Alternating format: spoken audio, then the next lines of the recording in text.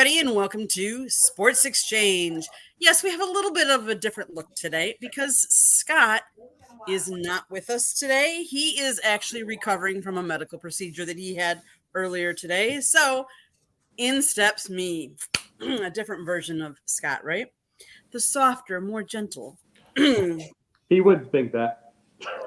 But I have a dynamo crew. So my crew consists of, next to me, George Eichhorn.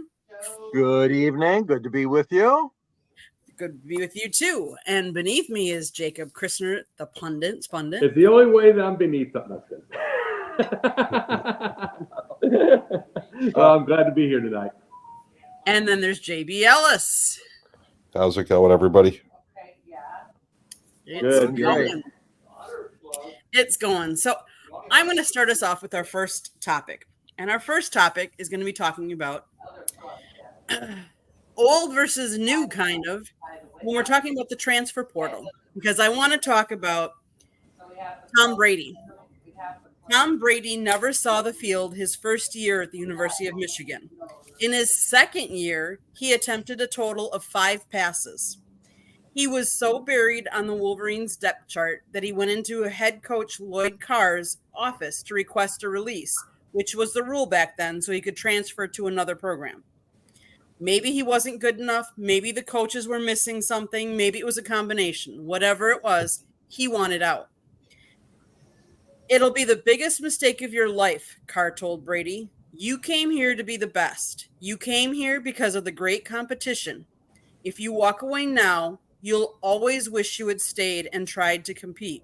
You'll always wonder what would have happened if you stayed. Carr told him to take the night to think it over. If Brady still wanted to transfer, he would help Carr. Carr would help him. The next day, Brady arrived at the coach's office with a new mindset. He said, I'm staying, and I'm going to prove to you I am a great quarterback. Nowadays, we see these quarterbacks or other positions players saying, I want to transfer out. I'm going to join the portal. In fact, I believe the number is at least 1,500 already since Monday. Tell me your thoughts about the transfer portal and whether you think it is good for the game or not. And we're going to start with George. Oh, lucky me. Lucky you. This is ridiculous. Utterly ridiculous. I'm sorry. I am not a fan of this. When I heard those numbers, Candy and guys, I could not believe it. I was flabbergasted that it was that high within the first couple days after what was the end of the season for most of the, obviously the regular season is over now. And most of the teams that, some of which are gearing up for the bowl season. Well, of course, if you go into the portal, you're probably not going to want to play for the old team. You won't be allowed, or whatever's going to happen with all those bowl game participants. But I think it's just gone completely overboard. I mean, it's gotten way out of hand. And I'm glad you brought up that story about Brady, because that's a classic. And Lloyd Carr was one of the nicest guys and one of the best coaches, you know, in Michigan football history, obviously. I put him right up there, right after Bo Schembechler. And it's a great story. And I'm glad you repeated it, like I said, Candy, because it tells a lot of an era that we don't have anymore. Let's face it. I mean, that was an era where, yeah, we wanted you to stay. Sorry, we don't have reps for you right now in year one, or like you said, even in year two. And of course, nobody could predict his stardom. I mean, you know, yeah, he had good tools, he had good arm, good whatever. But Tom Brady's case, I mean, you know, he stuck it out, and that's just a great story. So, getting back to your question, no, I'm not a big fan of it, and I'm appalled that these numbers are so high. I'm sorry. Call me old school, call me what you want, but it's gotten way out of hand. JB, your take. So, I mean, part of the numbers, though, are kids that are playing fifth-year graduate school ball. So that part you got to throw in there. So that's a decent percentage. Those are probably guys that are never going to get to the NFL, or, you know, may want to just play another year so that they have a better chance of getting drafted higher. But I would think, in all honesty, most college kids that are playing any sport probably go through what Tom went through, and whether they decide to go into the portal or not, I think that's a natural reaction. Something's going to happen through the course of a season or a game, and it's gonna bring you to that point where you say, do I want to really be here? Because at 18, 19, 20, you don't have the maturity that you have when you get to your 30s and at older in life, that we all have now. You know, at 20, I get that without a doubt. You know, that's an issue. But my thinking would be, the amount of people, though, when they changed the rule, also they went down to, where they used to have, a longer period where the kids had to sit out. I'm glad that they changed that part of it, because it kind of stunk. If the coach left and you wanted to transfer, you had to sit out so long. They kind of changed that rule, made it a little bit quicker for the kids to get it back into the game. But I still think that because it's so easy now to transfer, it takes away from building teams. So I mean, there's pros and cons to it, and I see both sides. And I think Tom Brady's story is not a unique one. I think it happens to 99% of college athletes, because there's always some sort of dilemma, whether it's being away from home the first time, you're not getting the playing time. You were the best person in your high school. Now, you're playing with better competition. You're not the best anymore. So I think there's a bunch of different reasons why that's not a unique story. And I'm glad that there's the options there, but I think it's overused. Jacob. Two things to this story here. Number one, I had read the Brady story. Part of the thing was, after he got out of Carr's office, he went to one of the lower assistant coaches. The assistant coach said to him, okay, you're getting 2 reps. And at this point, he's getting maybe 1 rep, maybe 0 sometimes. You get 2 reps, make these the very best 2 reps, to the point where you're in the Super Bowl. Run out there like it's the Super Bowl. Even if it's 2 reps, no one sees you. He finally got like 2 reps one day, nailed them. And then it was like a week. He nailed those. Now all of a sudden it was 5 reps. Then 10. Later in the camp, he got from 4th string to 3rd string. And then it goes on and on and on. And it's the whole idea, you just make everything make sense, serious. Not make sense, but just serious, that you treat everything, even if it's just little, you treat it like it's a Super Bowl. That was the one. But the thing about this right now is I've got another name right now that's just going to be transferring, Kyle McCord. And why is he transferring? This is going to be on Pundit tomorrow night. But I'll just give a little preview of this. He's in it because he was getting threatened by the stupid fan base for losing to Michigan. So he's transferring out. And again, I hate fans for a reason. So many of them. I hate them. It's like, I don't care if you lost a lot of money in your bets. I don't care if you're your rivals. I don't care. They're still human beings, and you're a 13-year-old emotional teenage girl in about a 25-year-old body. This is what you are, and you're like a Field Swiftie, Justin Field Swiftie. That's a 40-year-old man at 13-year-old mind. He's like, it is whatsoever. It's like, and now you're going to lose a quarterback. And what happens if the other quarterback isn't better? And so, and it's like, either way though, but the whole transfer deal by itself, you're saying it right, JB. A lot of them are that. But then there are some, you got like Spencer Rattler who left, and now he wants to go to the NFL draft. He'll be a 7th round pick. Maybe. And it's one of those things, you can just hurt yourself with your whole situation because of your own ego. Let's face it. Times have definitely changed since Brady was, at Michigan. Sport has changed. NIL has changed things. And let's face it, coaches have changed. And coaches are on the hot seat so much quicker. So it could be that you came to a school because of a coach, and now the coach might not be there anymore. So is that maybe why you want to transfer? There's a lot of reasons. I do think some are good, some are not good, but I think it depends that, yes, it's being overused at this point. Yeah. But I feel bad for Kyle because let's face it, they only have 1 loss on their season. He was 11-1 as a starter for Ohio State, and yet now he's transferring out. Crazy times. Yeah, for sure. For sure. Yep. Okay. But that loss is always a big one, obviously, that's the biggest game of the year for both those teams typically. And but it'll be a different ball game next year when the expansion of the Big Ten takes place. Right, because they might not play each other every year now. Right.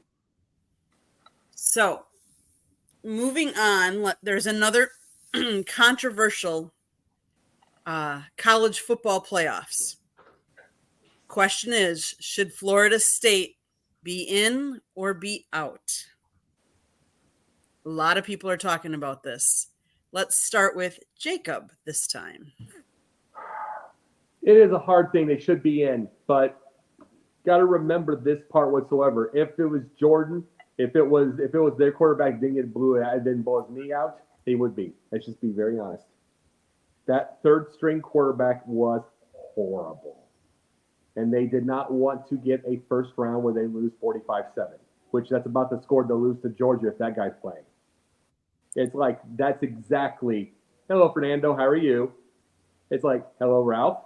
How's it going? No, that is exactly what's going to be, and that's what they were afraid of. And it's all. I think the whole deal with Iowa when they lost the game against Minnesota. Not saying that they had a big playoff chance, but I always say something along the lines of, it's still television, it's still entertainment. And when they lost to Minnesota because of a stupid call, there's no question TV had a reason for that, because they don't want Iowa near that and a possibility of a 6-3 halftime score or 3-0, because Iowa's defense was so good. And they're afraid of those type of things. And the biggest thing about Florida State is that has the possibility of that with a third string quarterback. So do I think they belong there? Yes, because of their body of work. Did I believe the minute that kid was in there and they saw that they weren't going to put him in? Absolutely. They just saw the kid play and like, no way. JB. It's absolutely absurd. It's criminal. It's disgusting. It's everything wrong with college football the way it is. They were undefeated. They play in a Power 5 conference. They beat everybody on their damn schedule. I don't care if George was playing quarterback, if Jacob was playing quarterback. It doesn't make a difference. They didn't I might lose. be better. They won the ACC championship. They beat a good Louisville team. Doesn't matter. I mean, the damn kid said he wishes he would have hurt his leg earlier in the year so that his team would have been given a fair shot. How absurd is that he would have to say that? What is wrong with the college football playoff? Meanwhile, Alabama, who happened to beat Georgia but lost to Texas, somehow is ranked 4th. So they beat Georgia. Georgia's the champion. And then why isn't Georgia in? Because of the champion last year? Their one loss is to Alabama, who really hasn't done much. They're not an impressive team. So if you're going to put them in, Florida State should be in. And why do we skip over Georgia? The committee has put 2 SEC teams in before, and it happened where, the number 2 seed in the SEC beat the number 1 seed, and we put them both in. So why aren't they both in? But to exclude Florida State is criminal. They are undefeated. They took care of everybody. They were by far the best team in the ACC. And you can only play who's on your schedule. Schedules are done years in advance. It's not like they woke up, September 1st and said, okay, these are our games. This is who we're playing. This was probably done 5-6 years ago. They went out there, took care of everybody. The defense stepped up after the injury to the quarterback. It's absurd. And this is the problem with the college football playoffs. It's going to get worse now with 12 teams, because it's not the answer to have 12 teams. 6 teams was the answer. Every power conference would have gotten the winner, and that was it. If you won your conference, you're in. And then the best group of 5 team, and we're happy. We don't need 12. 12 means Alabama's going to be in every year. Do we want to see Alabama in? No, it's going to be Alabama, Michigan, Georgia, Ohio State every year. Notre Dame probably. That's my point. Notre Dame, that's doing this because of Notre Dame. It's going to be the same teams. You'll get 1 or 2 sprinkled in that'll be new every year, but it's going to be monotonous and boring. No, you're right. I'm just saying this, JB. I'm agreeing with you. Don't get that wrong. I think it's ridiculous. I want you to know that. The thing about it is when I saw that game with Florida State and Louisville, I'm like, they're not making it, even if they win. Listen, we all knew they weren't going to make it. I had a bet in that they weren't going to make it. Yeah. Great odds. Because but what you were saying though about that is you were saying Georgia and all them bringing them in Alabama. That goes without saying. The whole point is Notre Dame. The whole point is Notre Dame. They have a big following. They want that rating. And you realize the best thing that the committee did, which was hysterical, they threw out the guy from North Carolina State. I forget what his title was. I want to say athletic director, but I could be wrong, to explain why they didn't choose Florida State. So they used the guy on the committee from the ACC to say why the best team in their conference didn't get in. And then, of course, the conference is defending Florida State. So, it's a horrible look. It really is. George. Well, I cannot disagree with either of my colleagues, any of you. I thought it was a terrible decision, too. And you're right, JB, about Georgia. I mean, I could see them dropping from 1 to 4, but not totally out of the picture after they put together quite a great season. But the fact that these guys, and the old thing is sitting in a cigar smoked room, making these kind of decisions about who's going and who's not, it's just not right as far as that goes. You can't do that with a team like you guys said, Power 5 and undefeated. I mean, Florida State deserves to be in this tournament, 4-team tournament, I call it. It's just, I think it's ludicrous. I really do. I mean, there's no question about it. They're in love with Alabama, and I know a lot of the nation's in love with Alabama. I have it locally here too. There's a big Alabama contingent near where I live. So, I mean, the thing is that, you're trying to play God, so to speak. I mean, these guys making these decisions and basing it on, and I know what you're saying, Jacob, about the kid, he's third string or whatever, but fact of the matter is the team deserved it. It's a team thing. There's not just one player deserving it or one player got hurt and, oh my God, we can't take a chance in having them play. Look at TCU made it last year. And then Michigan goes and loses to them, but a hell of a game, but a high-scoring game, but nobody expected that either, last year. I'm just saying that, no, I think it was an injustice. I think it was wrong. And, of course, like you said, though, guys, next year is going to be different. It's going to be bigger, wider, and probably not good football. I agree. Next year, too many, 12. So I agree that they should have been in. I witnessed one of their games. Just because one of your players goes down did not change. It changed how many points they scored per game. It did not change the fact that they won all their games. So they did what they needed to do to win every single game. Who is to say that they couldn't go against Alabama, Texas, Michigan, any of those, and beat them? Because that's why you play the game. So would it maybe it would have been one-sided. They put in the favorites because they want ratings. Let's face it, it's money. It has to do with money. I feel bad for Florida State. I feel bad for every member of that on that team because they really deserve to be in there. And what does that tell them? That they're not good enough? And how does that third string quarterback feel right now? And Travis that got hurt. Like, I'm sick about it. Be honest with you. Let me say this real quick when we got to the next. I was going to say this real quick, Candy. If there's anybody that saw right away from the Florida State deal, just thinking, no, it didn't matter. They had 2 losses going into the thing. We'll just say this. If there's anybody that saw what would have happened if they would have had 0 or 1 losses, it's Iowa. If they would have had that. Because they watched that Florida State deal. They would have. It just showed that whole Florida State deal showed that Iowa, even if they would have been undefeated, would have been screwed out. Even if they would have been, because every one of their games, if they would have had it, would have been like 13-10. Like 6 of them this year were like 13-10 or whatever the score, 16-30, 3 points. It's like, and if they would have been undefeated like that, the Florida State thing showed they would have been screwed. So, But the best, Jacob, they sent out the guy from the ACC to defend their decision. yeah, That would be like, okay, right? We're all part of the sports exchange. So, we all think it's a great show. And then Scott coming out and saying, it's not that good of a show. It's pretty bad. You know how horrible that is? It just doesn't make sense. yeah. It's your conference. You don't come out there and say that just because you're on the committee. Say, no, somebody else do it. Unless he really felt that way, which is even worse. No, agreed. But I'm just saying that's really showing it. And what's crazy about that is when I was saying it with Iowa, they literally have to go get themselves a OC that matches the Phil Parker, the defensive coordinator.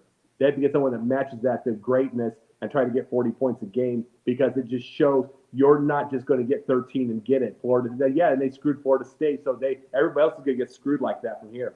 They're just selling that right there.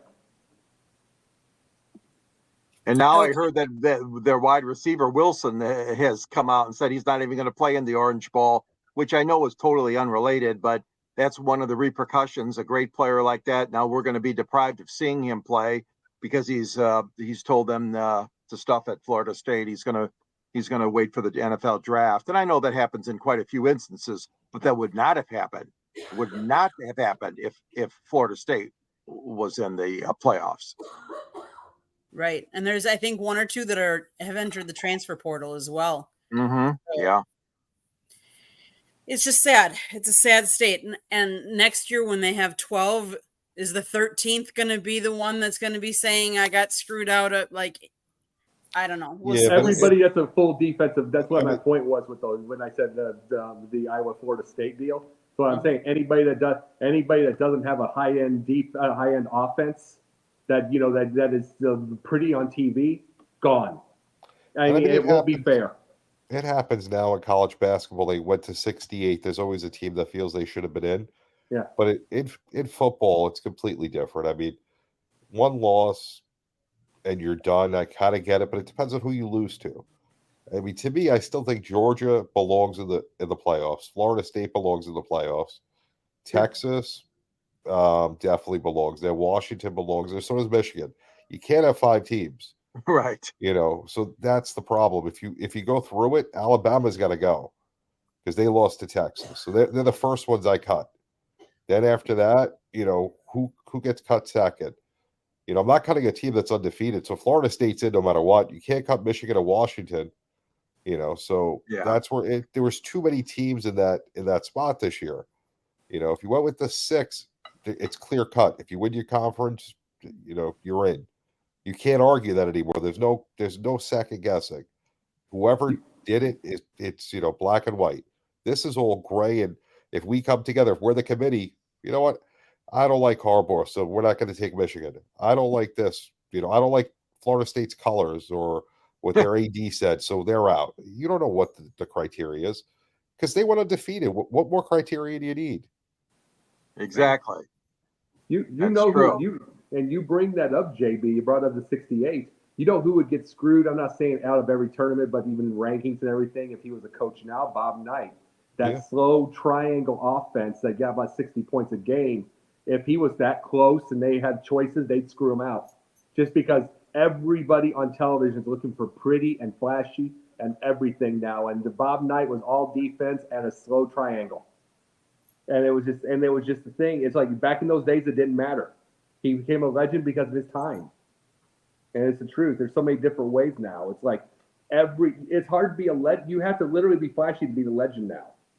Yeah. Alabama is. Well, you are listening to the Sports Exchange here tonight. Scott Morgenroth is normally in this driver's seat. He is recovering from a medical procedure today. But if you would like to advertise on any of our platforms, please call him at 954-304-4941. Please hit that red subscribe button in the lower right corner. Subscribe to the South Florida YouTube channel. We are striving for more subscribers. Please also comment, share the broadcast with all of your friends. If you like to hear and listen to the audio version, you can find us wherever you get your podcasts. You want to be a guest, send us topic ideas at southfloridatribune@gmail.com.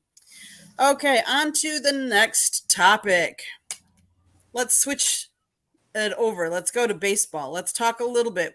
Where do we think Shohei Ohtani is going to land? He's supposedly supposed to be making his decision this weekend. So where do we think he's going to land? We're going to start with JB this time. It's a great question. My honest opinion, either San Francisco or Seattle. Where I'd like to see him go, Chicago or the Yankees. Okay. George.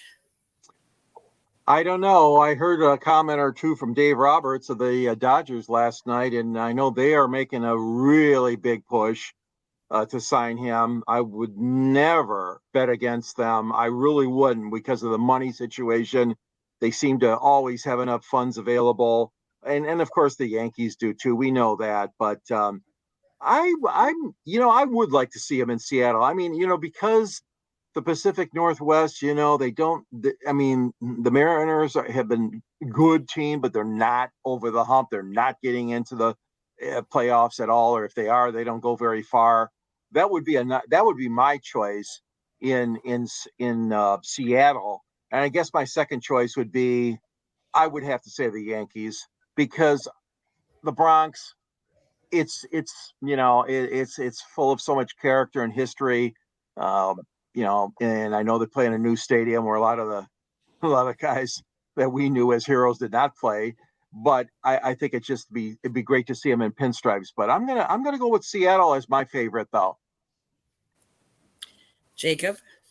To me, the one chance of the Cubs getting them is if they have Seiya Suzuki, if they would get that pitcher, Yamamoto, I believe, and then they have that. If they would get him, I think they got him. But that's just because they have all the Asian players on the team, the ones that he want.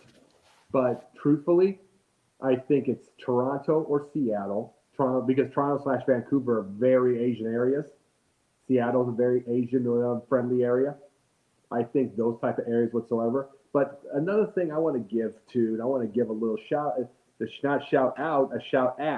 to Chris Mad Dog Russo. He's all mad because he wants to make because they want to make this silent, because Ohtani wants to make this silent. There's a reason. It's because of you. It's because of you in the media. That's why they want to make it silent. He doesn't want anybody to give away his play. He does. You're all loudmouths. You all make up things up. Begin with. I mean, we're gonna have that's another thing on the pundit tomorrow night. We're gonna be making fun of thing. The way that they do the media, the way that they will have. Okay, we have to have a contrasting opinion on everything. They make things up. They don't have it. He's trying to keep it silent because of you, Mad Dog Russo. You and the rest. So the big thing about this, I think those deals, but personally to me, I hope he keeps it even more silent until that point. Because this is why I say this stuff, not necessarily for the media. I want us at Tribune South and Sideline Sports to get all of them. So they trust us. I want us to get all the questions in the next few years because they trust us. That we're going to give a good thing. We're going to ask proper questions. And we're not going to make things up, but we're not going to be doing that kind of thing. You understand what I'm saying, JB? Of course. Yes. It's like I said, when I blast on the media, it's because I want us to get it all. It's because so we can be fair and we're honest. So, JB, on the subject of baseball, the New York Yankees are on the verge of landing one of baseball's top hitters, Juan Soto, and Trent Grisham. How do you feel? I'm not high on anything that the Yankees have done recently. We're going back to what we did in the 80s, where everything's about stars and nothing is about the farm system. See, in the 80s, the Yankees had the best record in baseball. In the 90s, the Yankees won the most World Series in baseball. Which would you rather have? As a Yankee fan, I was thrilled in the 90s. The 80s was fun because I'm a Yankee fan, and, my favorite player of all time played, but I enjoyed the 90s much more because we won World Series. They won it by young kids that they brought up and they developed. A guy named Derekjeter, Marianorivera, Jorge Posada, Bernie Williams.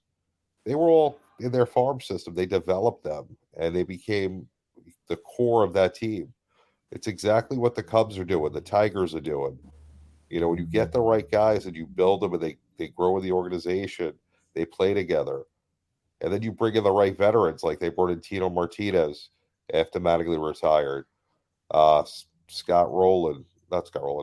Wade Boggs, Charlie Hayes. They brought in the right guys here and there. John Wetland to be the closer. They found the right veterans to put with the mix with the younger kids, and they won. And it was kind of like what the Cubs did this year with Bellinger. Not that his was more of a show me deal, but it was a great move. A good veteran to have with a lot of young kids, and that's what you have to do. You have to develop guys. You can't just go out and trade to get or sign the best free agents and think you're going to win. It doesn't work that way.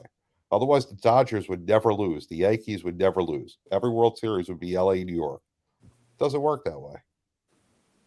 Jacob, your thoughts on that trade? Yeah, I'm completely in agreement with that part. But one of the things I feel like when they keep going after millions, I feel like that's the name of Steinbrenner, and Hal has to live up to George. I really believe he gets into that level. But they also forget, like JB said, what did they do? They voted to win in the first place. It's like this was pretty much after George, basically after George was suspended, wasn't it, JB? When they did all that. Yeah, Gene Michael took over. Yeah, they did that, and they did it slowly and surely, and they got things back. They got it back, and those are the points of everything. They got to remember.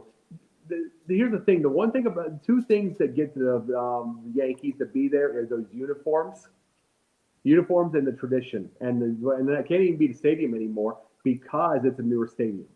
But I'm saying that it's the uniforms and that tradition that gets there. But for them to get something like that, they're going to have to act like the St. Louis Cardinals. I'm sorry to say that.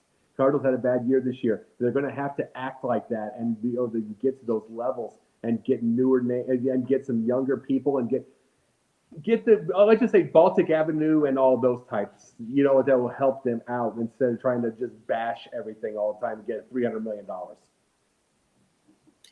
George, your thoughts? Well, it's a tough situation. I know the Yankees are in, obviously. They've not gotten the postseason regularly. They've not been in the World Series and have not won a World Series in a long time. And just today, 3 out of the top 10 players in the Rule 5 draft were taken from the Yankees.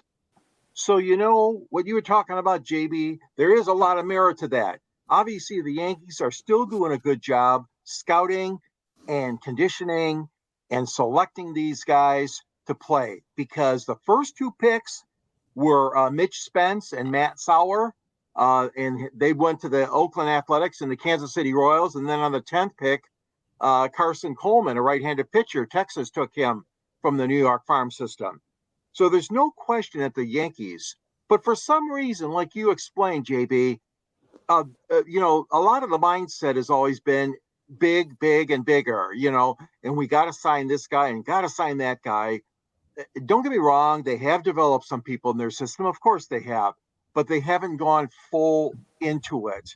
Like you mentioned, the Tigers are, or like maybe the Cubs are, or Cleveland has always been full into it. Tampa Bay is another one, that has been full into development, our own talent here. But like I said, proof in the pudding, 3 of the 10 Rule 5 draft picks were plucked away from the Yankees today. That's a concern of mine if I'm a Yankees fan, because you're giving away youthful people, but you're protecting guys. Don't get me wrong. Some of them are really good, but some of them are retreads. And you just can't keep buying and buying and buying. We know what happens when that happens. Most of the times you never win anything if you keep adding to the payroll constantly. There are exceptions to that, of course. But my feeling is that, if these big guys want to come to the Yankees, that's all well and good. But, don't forget about the farm system. The farm hands are the ones that will really develop your team. And I'm a firm believer about that, in Major League Baseball. Agreed. Switching from baseball to football. When I first started this season, I talked about how, and we're going to talk about my Packers. You guys know it, they're near and dear. But we all talked about how we thought, how was Jordan Love going to do, and how was Matt LaFleur was going to do. My question is, do you guys think Brian Gutekunst deserves credit for this year? Now, let's go back to the fact that, yes, he got rid of the MVP, Aaron Rodgers, and traded him away. But Alan Lazard had, a $44 million contract. He's now on the Jets. Randall Cobb left the Packers. He's now on the Jets. He's played 7 snaps this year. Let's see. Between Lazard and Cobb, they have played 54 snaps. Offensive lineman Billy Turner played 2 snaps on special teams. Safety Adrian Amos played 7 snaps on defense. Offensive coordinator Nathaniel Hackett has no answers without Rodgers available to run the show like an orchestra conductor. Sometimes the best transactions are the ones that aren't made. Gutekunst could have re-signed Lazard or Cobb to give Love that much talked about veteran receiver. He could have retained Robert Tonyan or Mercedes Lewis to help the rookie tight ends. He could have brought back Amos, a reliable starter the previous 4 seasons. He could have gone with Jared Reed and or Dean Lowry rather than going young on the defensive line. Lazard and Cobb have a total of 23 catches for the Jets. Rookies Jaden Reed and Devonian Wicks have 56 for the Packers. Tonyan and Lewis have 9 catches for the Bears. Rookies Luke Musgrave and Tucker Kraft have 40 for the Packers. Amos has 23 tackles for the Jets. Rudy Ford and Jonathan Owens, who were given 1-year deals by the Packers, have combined for 101. Owens was one of the best players on the field against Georgia Lions. So what I'm saying is we were giving all the credit to Jordan Love. Is he going to be good? Is he not going to be good? Matt LaFleur. What do we think about Brian Gutekunst and what he's done? I'm going to start with you, George. Well, he's done a lot. Let's put it that way. I never, and I haven't been on since Thanksgiving, so I haven't had a chance to talk to you guys about the upset that happened in Ford Field. But no, I do give him a lot of credit. I mean, you got Jordan Love. He's 134 yards, I believe, away from 3,000 already. He's got 22 touchdown passes, and the Packers are sitting 6-6. They're still in the hunt for a wild card, and along with Minnesota being 6-6. I think that some of the moves certainly look good on paper.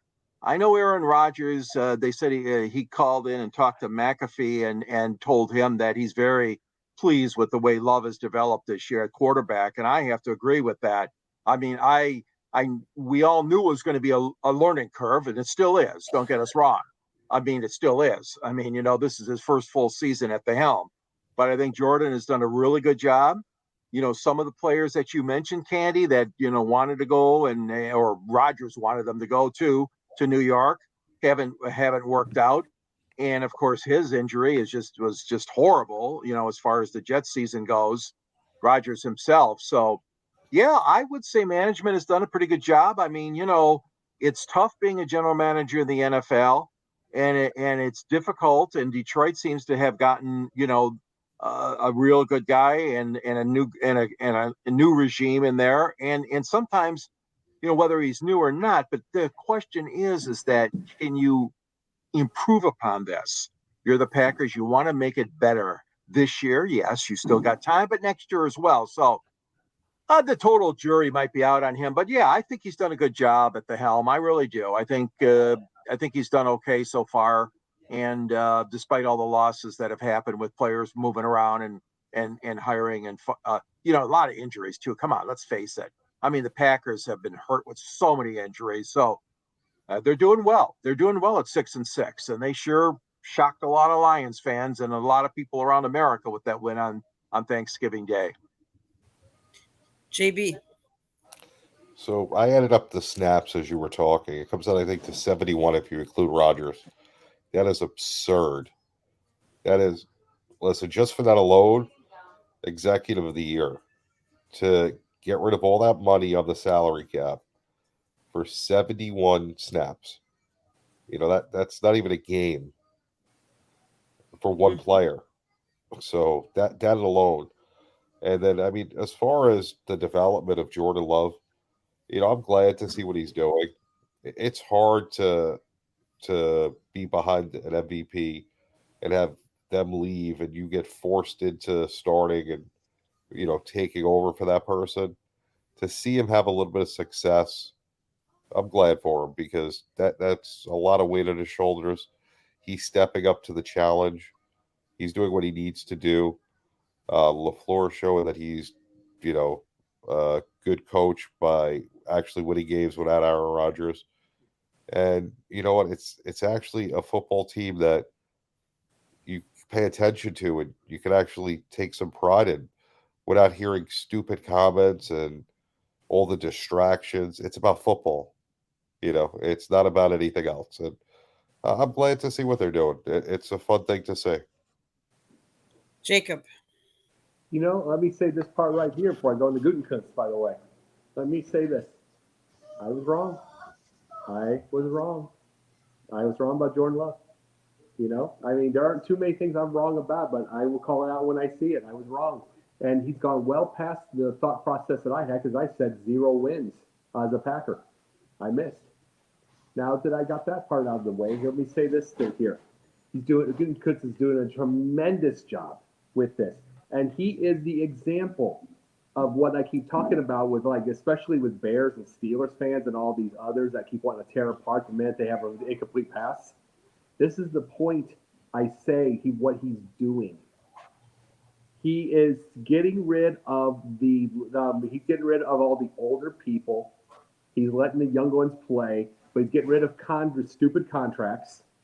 They can be able to get into drafts. They can do all these things. This is what I mean when I'm on the social media of any type and I say replace them properly. That's when I'm saying the coach, the quarterbacks, any of the players. When you hate them and you play an emotional nitwit on everything and want to kill everything, replace them properly because otherwise you get the one winning season in 11 years Chicago Bears after Lovie Smith. Replace properly. And that's what happens. Lovie Smith is what happens when you listen to fans go absolutely anal on the radio, and everything like that, and just going all that. That's what happened when you did that, and he was 10-6, and you let him go. You just have to. I mean, and now there were Packers fans this year that wanted to get rid of LaFleur, even though he's 13-4 for a couple of years when they were 2-6. You know what I'm saying? They wanted to do that because they're emotional nitwits. That's why you don't listen to them. What Gutekunst has done with all this young team, with all of this right here, is built something around. He's done this. This is the proper way to do it. And it's like, I wish more fans would listen, but I guess you wouldn't make as much money from people with patience. And I think one of the things that we're losing track of, too, is I believe the Packers had 13 draft picks last year. 11 of them are currently on the Packers roster, 53-man roster right now. So that means you're hitting on a lot of your draft picks to have them still with you and stuff like that. So with that being said, let's go around the horn. What game of the NFL ticket this week are you most looking forward to? Who do we JB, start we'll with? start with you. Me, Dallas against Philly. I think Philly's going to be angry after the beatdown that they had at home. And I think that they're going to finally quiet the Dallas fans. We don't have to hear them anymore this year. Jacob. This is part of my the final point, so don't put to me. This is part of mine, okay? This is what it was going to be, so we're going to go here. Pittsburgh and New England. Bad game on paper, bad game on the deal. But this is the Super Bowl of Mitchell Trubisky. This really is. And the reason I say that, I'm using this as part of the deal, is because look at how many players that played in the league, like a Flacco or any of those former Super Bowlers, former playoffs, former everything, that are now just wanting to get in there. Now they're back in the third stringers again. These had legitimate credentials, and they're gone now. If New England is a miserable offensive team, a miserable team in general, if he can't get anywhere there with that game, even winning 17-6 or something, if he can't do his job, it is over as far as next year. He'll still play out the month. But wherever he goes and whatever he gets as a starter, he will be in the same boat as the Tim Boyles of the world. So that's the game I want to look forward to seeing, because is he still going to have a chance of starting anywhere or even high-end backup, or is this it? So whatever. So I'm going to be watching that one. George. Well, Andy, there's a lot of good ones to choose from, of course. I mean, you got the Rams going to Baltimore, and that juggernaut in Baltimore. Can the Rams stop them? That one looks really exciting. Seattle at San Francisco is coming up. You got a doubleheader on Monday Night Football. Tennessee at Miami and Green Bay at the Giants. So those aren't that good of attractions to me. I'm going to have to still go with Detroit and Chicago. Justin Field and the Bears gave Detroit fits, as you guys know, in Ford Field. And the question's going to be the weather. I've been looking at the weather and studying it a little bit, and it looks like it's going to be a very wet and damp day. The Midwest is supposed to get rain and some of it changing to snow over the weekend. So this is going to be a test for Detroit, because, as you know, they love playing in the dome stadiums and the controlled climate, but they are not the best when it comes to playing outdoor under the old conditions that George used to see at Tiger Stadium when he had season tickets. Yes, I did. I was only 17 or 18, 19. I don't know what age I was, and I had season tickets at Tiger Stadium. So the way football used to be played, as you guys know, especially from the Midwest, and Candy, you know that, with the Packers, and Jacob with the Bears. All I'm saying is that it was a nice bounce back for Detroit last week, but they almost blew it against New Orleans. And now they got to face Chicago again. So to me, and it's not just because I live here, that is going to be an interesting game. That's an early game, of course, 1 o'clock. But there are a lot of other good ones, but I'm going to keep my eyes on that one. I still favor the Lions, but I don't think it's going to be a blowout by any stretch or anything like that. I think it's going to be a close game. I think Bills Chiefs is going to be an interesting game. You know, the Chiefs got, beat by Green Bay, and I think they're out and they're at home. But I think that might be a really good game. And you never know. The Packers against the Giants. They're not at home, but they're going against Tommy DeVito. So we'll see. That'll be interesting. Hey, he's got a 2-game winning streak. Yeah, Exactly. So if you want to go around and do a parting shot, anybody? Jacob, I did mine. You did yours. JB?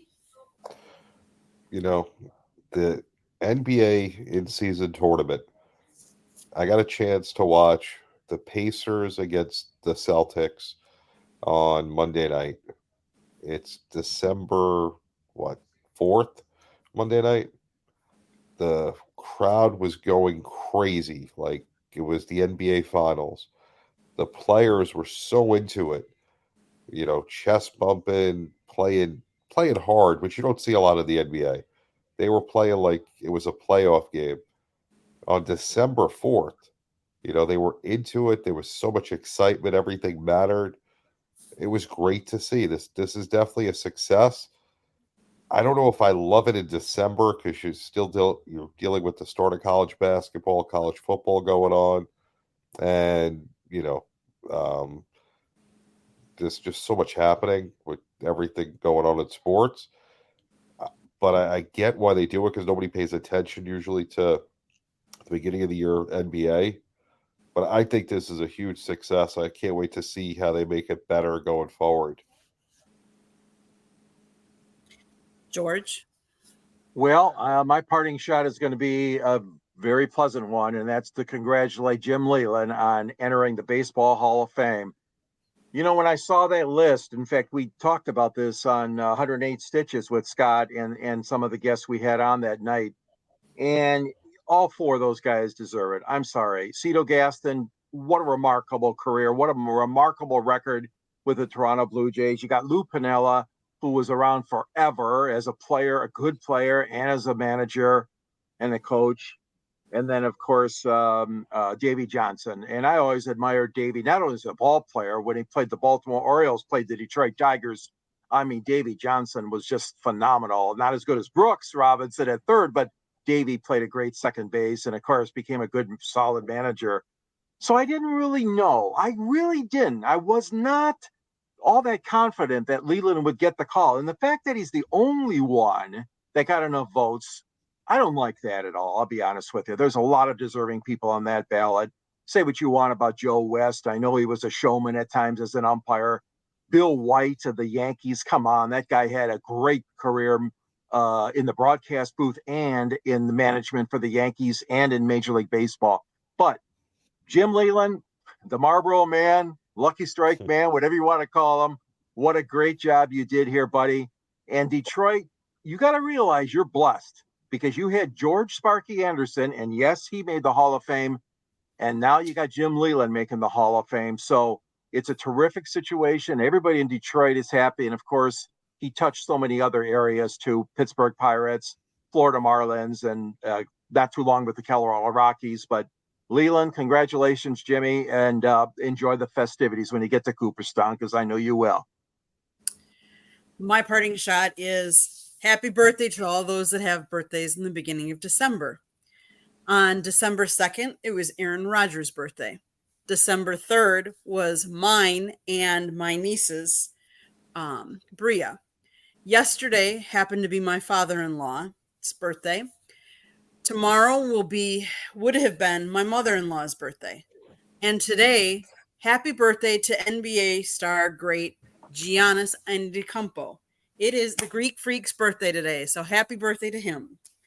So, with that, let's go around the horn and tell everybody how they can get a hold of you. We're going to start with you, George.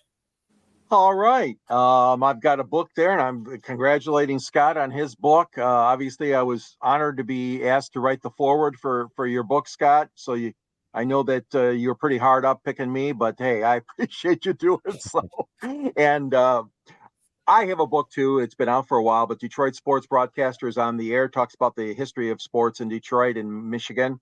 There's a link to that book at the end of my column. I write for Scott and Candy at the South Florida Tribune under the Motor City Tribune. Drill down to that, our special, unique Detroit news and sports section.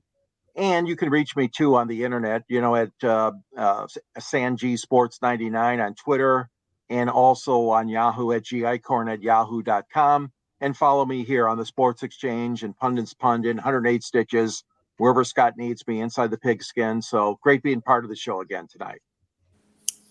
JB, how can people get a hold of you? JB_ the program on X. Sideline Sports every Tuesday, 8:30 p.m. Wednesday in the morning at replays on WDJY 99.1. Soon to be on NGBN TV. Right now we're on the website every Tuesday night. DBTV.